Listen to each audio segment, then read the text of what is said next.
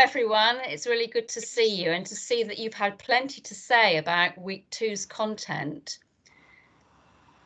If we start first of all about what you felt about grammar instruction, many of you felt that there's room for grammar in primary classrooms. As our research video and readings note, we'd agree with you on that. S. Brennan, Elizabeth and Patricia all mentioned that they see a transition from early to late primary, where learning about grammar develops from pattern spotting to more engagement with analysis and rule learning or explicit learning. Similarly, Sean notes that grammar can be learned implicitly through stories and songs, whilst Bilal acknowledges that learners can also build on patterns to engage in more creative language use. We'd agree with Bilal on that, and we think that Sarah's story gives a really nice practical example of how this might be achieved. Interestingly, Jennifer says that we want our young learners to make discoveries and connections themselves. Perhaps Sean's suggestions about stories and songs can be used in that way. Finally, Anna Brigido says she hadn't thought about using chunks of language as a kind of frame which can then be adapted by learners. No need to worry about this, Anna. We're all learning from each other on this MOOC, and individual word learning is still an important skill that learners need too.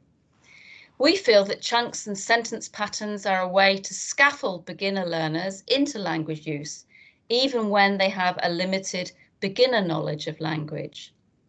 Both Sean, Stephanie and Caroline see foreign language learning as an opportunity to make links between the foreign language grammar and grammar and children's first and home languages.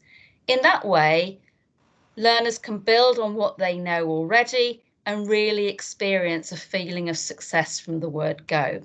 I'm now going to hand on to Florence, who's going to take all that forward. Thank you, Suzanne. So, Success is important, and it's important to celebrate success. And quite a few of you, for example, Kelly and Anuradha, noted that young learners can still be nervous about making mistakes. You recognize the importance of positivity and encouragement in the languages classroom. And we'd agree that this is likely to facilitate a good start to language learning.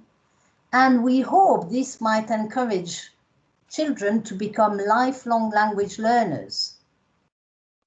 No suggests that we celebrate success in a languages classroom, and 8.8 agrees that positive encouragement rather than complete accuracy is essential for beginners.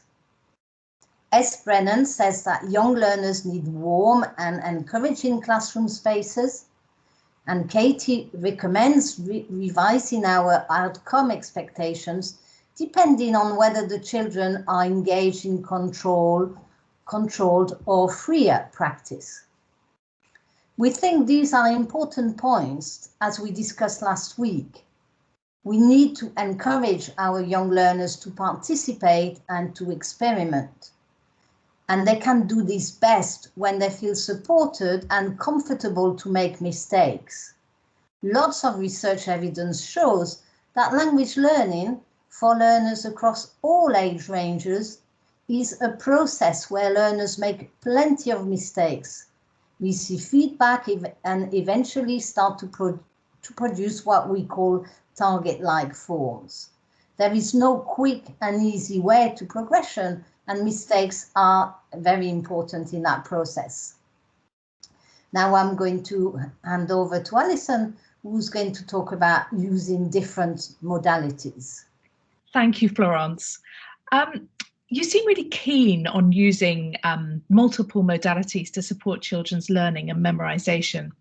Patricia and Bilal use imagery and visuals, whilst Christina says how useful she's found gesture. Interestingly, Sylvia talks about using props, and that reminds me of a lesson I taught several years ago, which involved weather vocabulary and dressing up boxes. Children in groups had to take turns to dress up according to the weather they heard from a partner or the teacher. Katie's example of the safety demo on planes using gesture, audio and text for reinforcement is also a good one.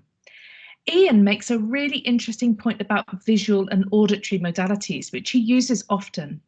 He says he's noticed that children can remember the way a word is spelt, but can't pronounce it. This can happen when languages being taught have similar writing systems and lessons involve already literate learners. Phonics instruction might help in the longer term with being able to pronounce the written word, and this is something we'll be exploring next week. Ian told us about how much his students enjoy it when he uses phonics. Learning sound spelling links is not a quick fix though, and is a common issue that language teachers grapple with. Finally, Elizabeth reminds us that learners need to hear and say vocabulary in different contexts. In other words, multimodality can boost memorization and support engagement, but constant recycling of language is still necessary. Thank you so much for your contributions this week. It's great that you're enjoying the MOOC so far. We're really looking forward to seeing you next week for a more detailed exploration of literacy and independence in language learning. Thank you for joining us, and goodbye. Bye-bye. Bye.